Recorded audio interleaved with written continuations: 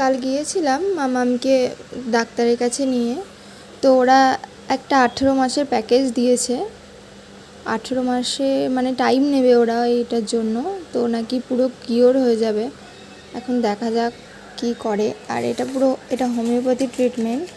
আমি আপনাদের দেখাই এখানকার হোমিওপ্যাথি মানে ওষুধগুলো কীরকম।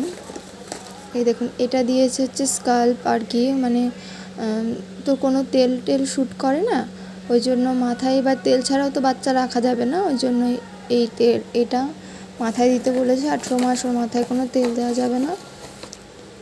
আর এটা হচ্ছে ইচিংয়ের জন্য, প্রচণ্ড পরিমাণে ইচিং হয়, ওই জন্য এটা দিয়েছে।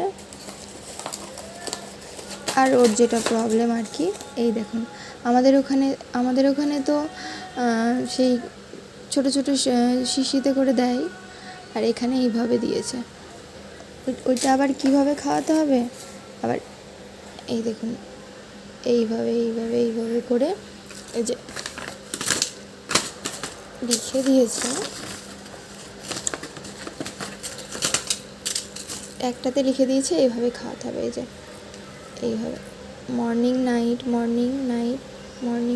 এইভাবে।